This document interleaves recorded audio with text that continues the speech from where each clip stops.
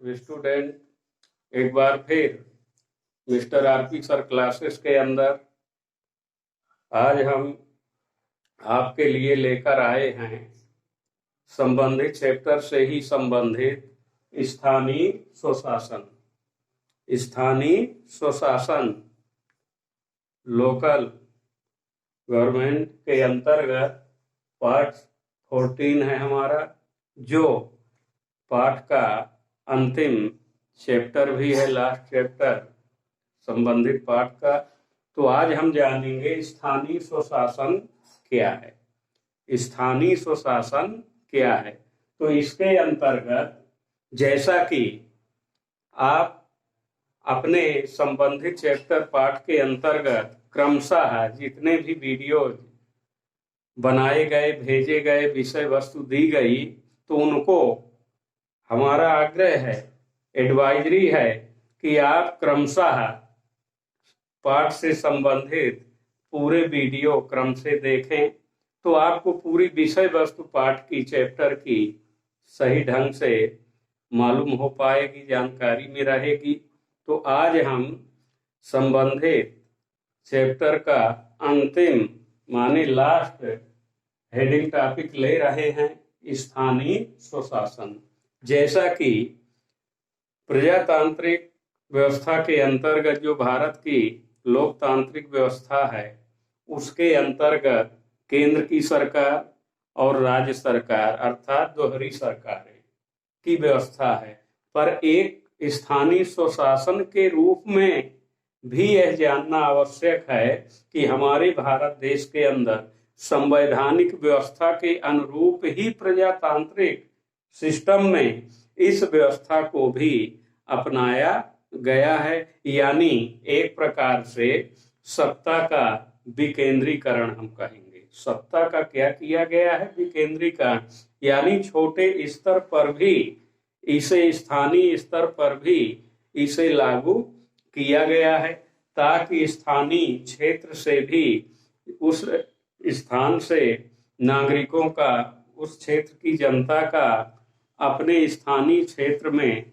जन भागीदारी हो सके और उनकी भी भूमिका को समझा जा सके। इस उद्देश्य से स्थानीय स्वशासन की व्यवस्था की गई है। जैसा कि आउटलाइन में देख सकते हैं, प्रशासन को जनता के प्रति जागरूक बनाए रखने के लिए स्थानीय तौर पर, अपने स्थानीय स्तर पर जो भी समस्याएं हैं, उनका समाधान स्थानीय स्तर पर ही किया जा सके, स्थानीय प्रशासन के माध्यम से सुलझाया जा सके, इस प्रकार से यह व्यवस्था जो है की गई है। और हमारे भारत देश में, अपने देश में इस व्यवस्था को विधिवत एक सरकार के रूप में या एक लघु या छोटी सरकार के रूप में इसे अपनाया गया है, ताकि जमीनी स्तर पर एक छोटे से छोटे स्तर, ग्राम इकाई से जनता की भागीदारी को सुनिश्चित किया जा सके, ताकि वो अपने स्थान की जो भी जन समस्याएं हैं, आवश्यक बुनियादी जरूरतें हैं या समस्याएं हैं, उनका समाधान, उनका निराकरण जो है सरल ढंग से किया जा सके। इसी उद्देश्य को ध्यान में रखते हुए स्थानीय प्रशासन व्यवस्था को भी अपनाया गया है। देखें, भारत में शासन की प्रणाली, वही बात आ रही, भारत में शासन की प्रणाली के अंतर्गत केवल केंद्रीय तथा राज्य सरकारों तक ही सीमित नहीं है, अपितु यानी बल्कि स्थानीय शासन की भी प्रजातांत्रिक व्यवस्था बनाई गई है, अर्थात स्थानीय शासन भी प्रजातांत्रिक प्रणाली पर ही आधारित है। स्थानीय प्रशासन की उपयोगिता के दो पहलू हैं, दो कारण हैं, क्यों ऐसी आवश्यकता जो है समझ में आई, और भारत सरकार ने अपने देश के अंदर राज्यों को निर्देशित करके अपने राज्य के अंदर जिला स्तर पर स्थानीय प्रशासन लागू किए जाने की व्यवस्था दी है। तो इसी के अंतर्गत उसके कारण क्या हैं बताए गए हैं। प्रथम, स्थानीय स्वशासन से स्थानीय स्तर पर, स्थानीय स्वशासन से स्थानीय स्तर पर प्रजातांत्रिक व्यवस्था स्थापित होती है। स्थानीय स्तर पर प्रजातांत्रिक व्यवस्था यानी डेमोक्रेसी सिस्टम जो है एक छोटे से स्थान से भी लागू होता प्रतीत होता है। तो इस प्रकार से एक कारण। दूसरा कारण, जनता की भागीदारी से सरकार को व्यापक जानकारियां प्राप्त होती हैं और उसी जानकारी आवश्यकता के तहत राज्य सरकार जो है नीति बनाती है, नियम बनाती है, ताकि हमारे छोटे छोटे स्थानों की जन समस्याओं को, वहां की सुविधाओं को व्यवस्थित ढंग से संपादित किया जा सके, ताकि छोटे से छोटे वर्ग और छोटे से छोटे स्थानों पर सरकार की योजनाओं का सही ढंग से लाभ मिल सके। साथ ही साथ अधिकांश जो जरूरतें हैं या सुविधाएं हैं या कोई जन समस्याएं हैं स्थानीय क्षेत्र पर ही सुलझाई जा सके, उनका निराकरण सही ढंग से किया जा सके। इस उद्देश्य से भी यह व्यवस्था स्थानीय प्रशासन के रूप में लागू की गई है। इसे स्थानीय स्वशासन भी कहते हैं। तो इस प्रकार से ये व्यवस्था जो है लागू की गई है और हमारे देश के लगभग ध्यान दें सभी राज्यों में इस व्यवस्था को लागू किया गया है और विधिवत निर्वाचन प्रक्रिया को अपनाया गया है। 5 वर्ष के कार्यकाल के रूप में सरकार जैसे इसकी गठन की व्यवस्था की गई है। तो इस प्रकार से पूरा सिस्टम वही है जैसा कि केंद्र और राज्य के अंतर्गत आता है। अब आगे देखें स्थानीय स्वशासन के प्रकार। अब स्थानीय स्वशासन यानी राज्यों के जिला स्तर पर इसे लागू किया गया है। तो इसके अंतर्गत भी 2 भाग किए गए हैं। नंबर 1 ग्रामीण स्वशासन, नंबर 2 नगरीय शासन या प्रशासन। तो ग्रामीण और नगरीय 2 क्षेत्रों में इसे बांटा गया है। तो इसके अंतर्गत आगे देखें ग्रामीण व्यवस्था के अंदर भी 3 स्तर बनाए गए हैं। कितने? 3, ग्राम पंचायत, जनपद पंचायत, जिला पंचायत। और नगरीय क्षेत्रों के लिए शहर या नगर हैं, बड़े महानगर हैं, उनके लिए नगरीय शासन व्यवस्था बनाई गई है और इसके भी 3 स्तर हैं, यानी 3 भागों में विभाजित किया गया। नगर पंचायत, नगर पालिका और नगर निगम। ये बात जो है बारीकी से विद्यार्थियों आपको ध्यान रखनी है। स्थानीय प्रशासन के अंतर्गत जैसा कि इसके पहले इसका आशय डिफिनीशन बताई गई कि स्थानीय स्वशासन क्या है, इसकी उपयोगिता आवश्यकता क्या है और इसके क्रियान्वयन के लिए किस प्रकार की व्यवस्था की गई है, तो वही बताया गया भी स्थानीय स्वशासन के प्रकार। तो 2 प्रकार हैं, ग्रामीण और नगरीय स्तर पर। फिर इनमें ग्रामीण में 3 स्तर और नगरीय में भी 3 स्तर बनाए गए हैं। तो इस प्रकार से यह व्यवस्था जो है सुनिश्चित की गई है और इसे विधिवत लागू किया गया है। तो ग्रामीण व्यवस्था के अंतर्गत पंचायती राज व्यवस्था अधिनियम के अंतर्गत इसे लागू किया गया था। हमारे राष्ट्रपिता महात्मा गांधी ने भी इसकी संकल्पना की थी कि हमारे देश में ग्रामीण स्तर से स्वशासन शुरू होगा और पंचायती राज व्यवस्था के अधीन जो है उसका क्रियान्वयन किया जाएगा। तो इस प्रकार से पंचायती राज व्यवस्था अधिनियम के अंतर्गत ग्रामों के लिए एक ग्राम सभा होगी, अर्थात एक ग्राम पंचायत होगी। प्रत्येक विकास खंड स्तर पर जनपद पंचायत होगी और प्रत्येक जिला स्तर पर एक जिला पंचायत के रूप में इसको गठित किया जाएगा, व्यवस्था बनाई जाएगी। तो यही 3 स्तर जो हैं बताए गए।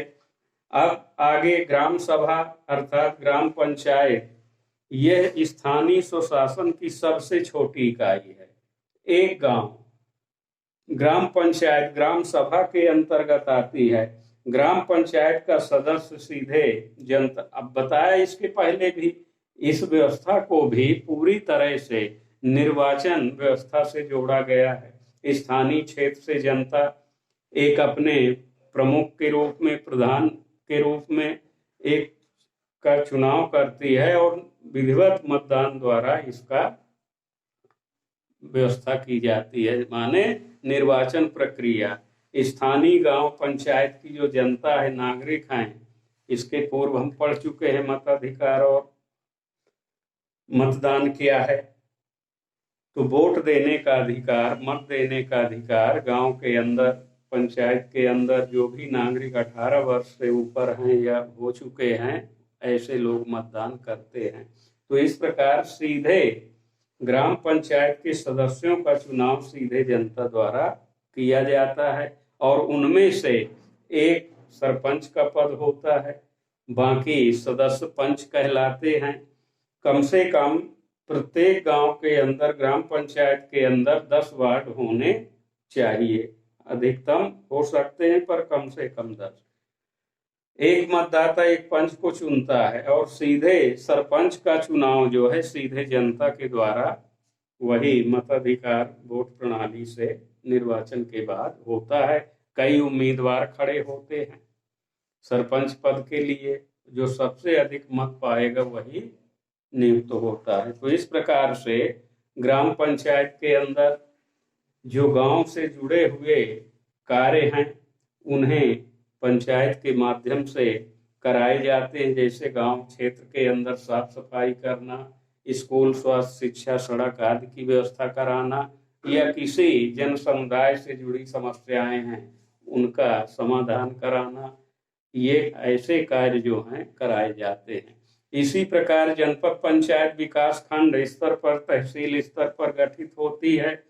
प्रत्येक विकास खंड के लिए एक जनपद पंचायत होती है, एक जनपद पंचायत के रूप में गठित की जाती है।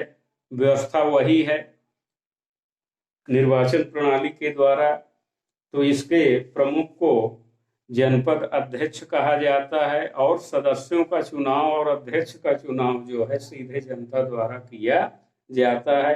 अब आजकल तो विधिवत चुनाव जो होते हैं इसके स्थानीय क्षेत्र के अंदर विधिवत पार्टी या दल के आधार पर उम्मीदवार खड़े होते हैं, उम्मीदवारी रखते हैं और जो भी सबसे सर्वाधिक मत प्राप्त करेगा वही पद में नियुक्त माना जाता है। तो एक विकास खंड के अंदर 10 से 25 निर्वाचन क्षेत्र बटे होते हैं और इस प्रकार से साथ ही जातिगत आधार पर भी इसका निर्धारण किया जाता है। यदि उस क्षेत्र के अंदर जिस जाति वर्ग का बाहुल्य होगा वो उसके अनुसार, माने 1/3 पद जो हैं आरक्षित होते हैं, उसी के अनुसार उसकी उम्मीदवारी सुनिश्चित की जाती है। तो इस प्रकार कार्य जो हैं अनेकों प्रकार से जो कार्य आते हैं उसके अंदर जनपद के अंदर जो भी आवश्यक कार्य हैं, बिजली, पानी, सड़क, स्वास्थ्य, शिक्षा, ये बुनियादी आवश्यकताओं पर विशेष ध्यान दिया जाता है। इसके बाद जिला पंचायत स्तर पर यह सबसे बड़ी इकाई है ग्रामीण क्षेत्र के स्थानीय स्वशासन के रूप में जिला पंचायत।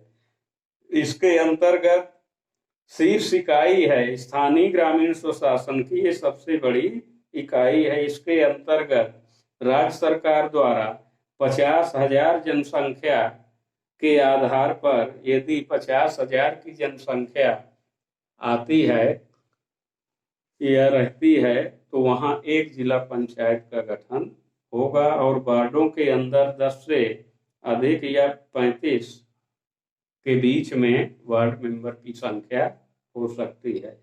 निर्वाचन प्रक्रिया वही है जैसा कि अभी पूर्व में भी बताया गया, इसी आधार पर निर्वाचन होता है। जिला पंचायत अध्यक्ष और जिला पंचायत के जो सदस्य होंगे उन्हें सदस्य ही कहा जाता है, जिनका चुनाव सीधे उस क्षेत्र के मतदाताओं के द्वारा किया जाता है।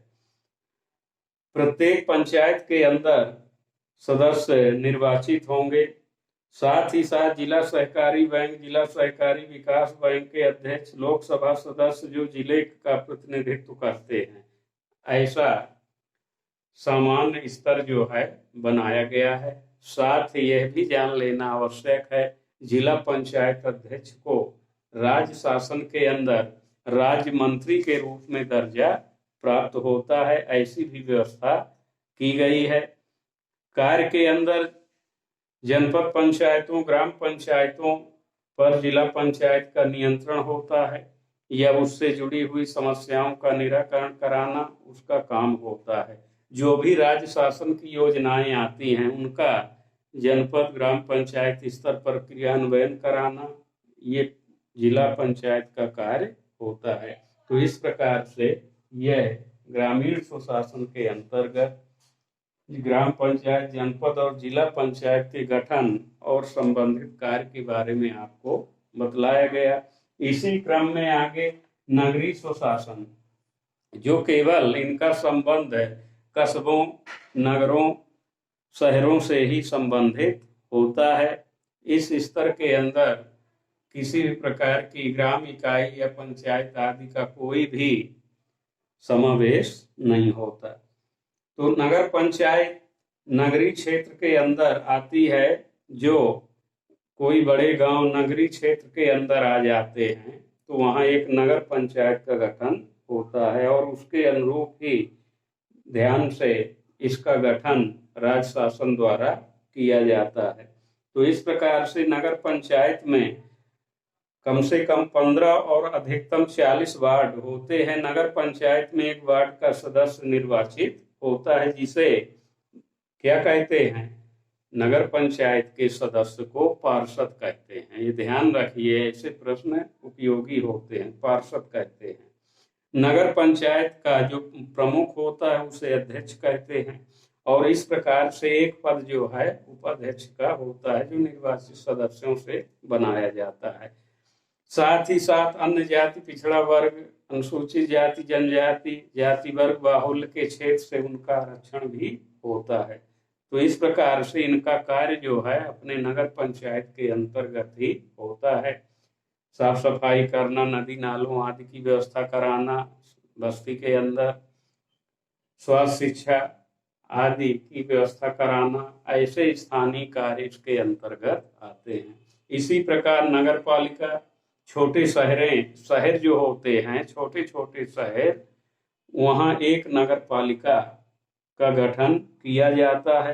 तो इस प्रकार से नगर पालिका के अंदर प्रमुख पद जो है नगर पालिका अध्यक्ष, बाकी सदस्य जो होते हैं उन्हें भी पार्षद ही कहा जाता है और एक पद जो है अध्यक्ष का होता है।